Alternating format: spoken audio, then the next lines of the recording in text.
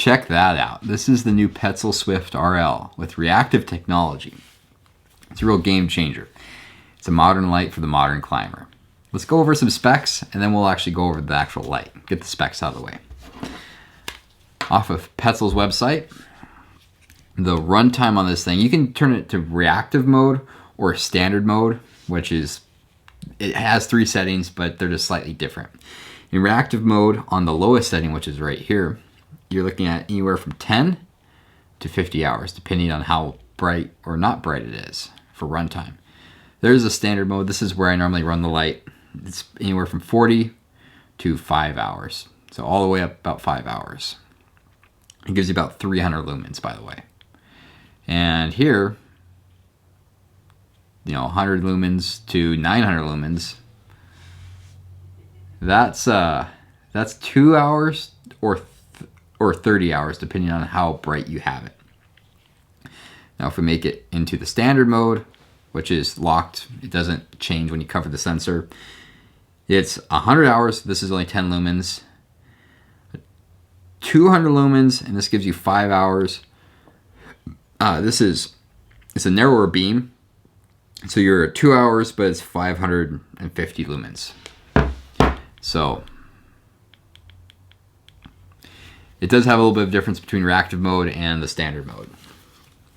It has 2 bulbs right there, a wider bulb and kind of more of a more narrower field of bulb, and then that's the sensor. Right above that, when I hit this button, you'll see some LED lights. That's the battery indicator, and you see how that changes when I cover the light sensor.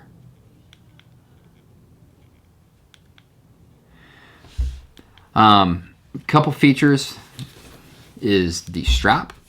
It has these weird, instead of having like a standard slide thing with the loop, it has 2 like triangles that you just simply slide, and then you simply slide them back. It works way better than the standard strap, and you can actually use this with gloves, which a standard headlamp you really can't. It's a weight section. It's really fuzzy, soft on the inside, but there's no stretch, which is completely fine. It tilts substantially down and substantially up. So you have a lot of range of motion depending if you have it on a helmet or however your head's shaped.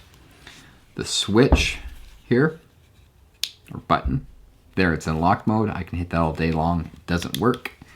Down here, on, high, and off. And again, you can see those LEDs super bright. You'll always know how much battery you have left. Let's do a little comparison to a standard, like this is a standard Duracell light. It's on its brightest setting. We'll kind of do a head-to-head comparison here on the wall. See, that's pretty bright.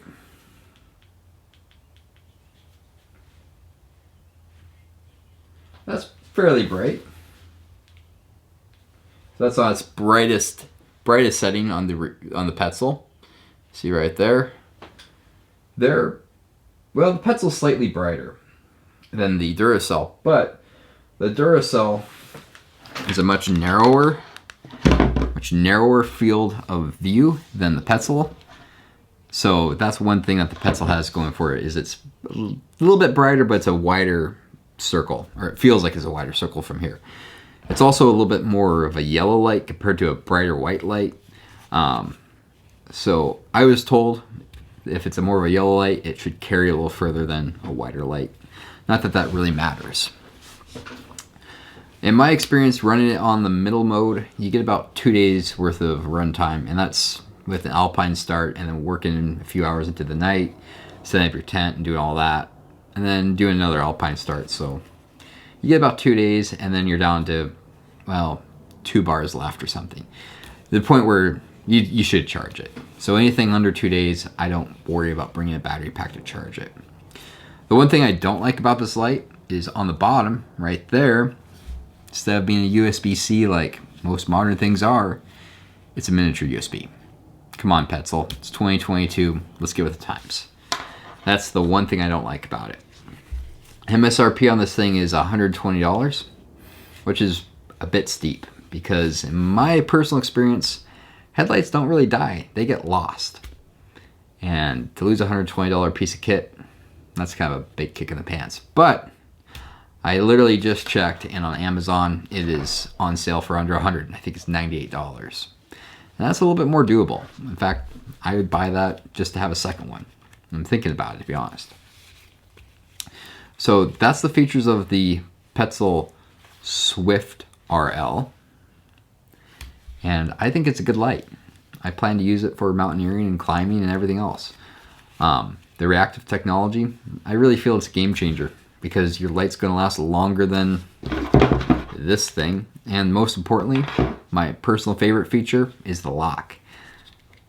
Unlike black diamond locks, I can work this with gloves on. So I've used, friends of mine have had black diamond lights and I haven't been that impressed because you can't work them with gloves on. So these ones here, they're cheap. I always bring 2 of them.